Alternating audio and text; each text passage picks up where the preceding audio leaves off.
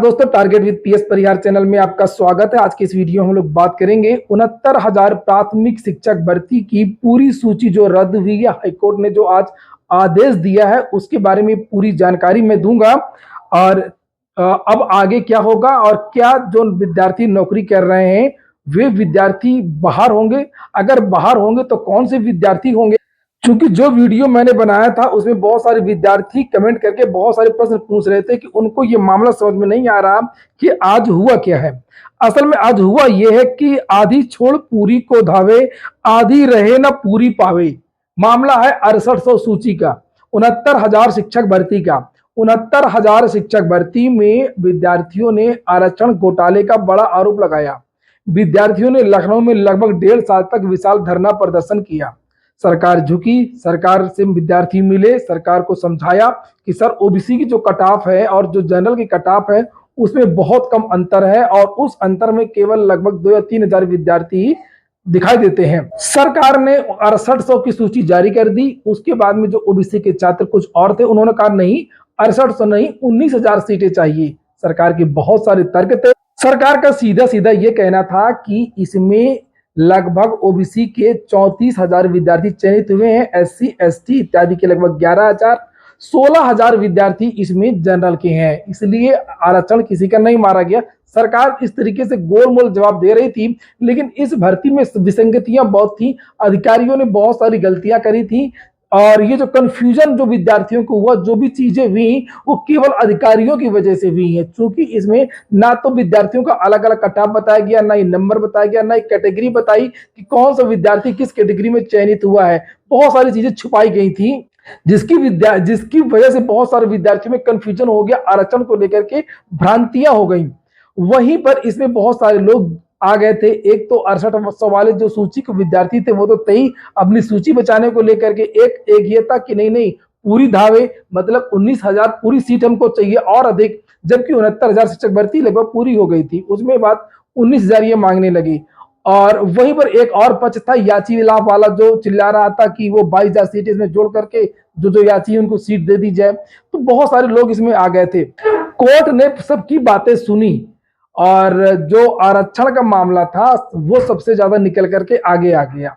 Main मामला ये था, कोर्ट ने जो आज आदेश दिया है वो ये दिया, मोटी मोटी बात है, आप लोग भी समझ सकते हैं इसको, कि 2 बार आरक्षण, ये रॉबिन सिंह वर्सेस उत्तर प्रदेश सरकार का जो मामला था, सरकार ने जो कोर्ट ने आज ये कहा है कि 2 बार आरक्षण का लाभ नहीं मिलेगा। अगर आपको पता हो कि जो 1,37,000 शिक्षा मित्रों की भर्ती थी वो 2 चरणों में हुई, एक 68,500 और दूसरी 69,000।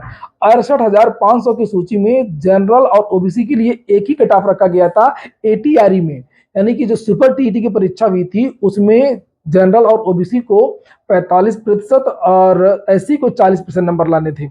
वहीं पर जो 69,000 शिक्षक भर्ती थी इसमें ओबीसी को छूट दे दी गई थी 5% की। ओबीसी को केवल 60% नंबर लाने थे, यानी कि 90 नंबर एटीआरई में, सुपर टीईटी में, और जो जनरल के विद्यार्थी थे उनको 97 नंबर पर पास होना था। बस यहीं से पूरी बाजी पलट गई और कोर्ट में ये दलील दी गई इन विद्यार्थियों की तरफ से कि ये ओबीसी के जो छात्र हैं वो एक बार आरक्षण ले चुके हैं सुपर टीईटी में, बाद में जब फाइनल सूची जारी हुई है तो उसमें भी आरक्षण। तो कोर्ट ने आज यही कहा 2 बार रिजर्वेशन नहीं मिलेगा, एक बार आपको एटीआरई में मिल ही चुका है। और इसलिए जिन विद्यार्थियों के 75% से ज्यादा नंबर हैं वही विद्यार्थी जनरल में क्वालिफाई माने जाएंगे।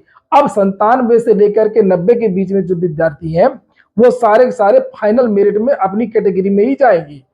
इसमें हुआ क्या था, जो भर्ती कंप्लीट हुई थी कि ये विद्यार्थी 90 से 97 नंबर ले आकर के पास हो गए सुपर टेट में, और उसके बाद में जब फाइनल मेरिट हुई तो सारे सारे जनरल में चले गए। वही 34,000 की जो लिस्ट थी वो सारे सारे विद्यार्थी, ज्यादातर उसमें 90% विद्यार्थी जनरल में क्वालिफाई किया था उन्होंने।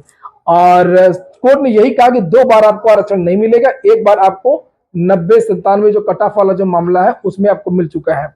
और उसके बाद में कोर्ट ने आज ये भी आदेश दिया है कि जो विद्यार्थी अभी पढ़ा रहे हैं तो वे पढ़ाते रहेंगे, उनके साथ में कोई छेड़छाड़ ना की जाए।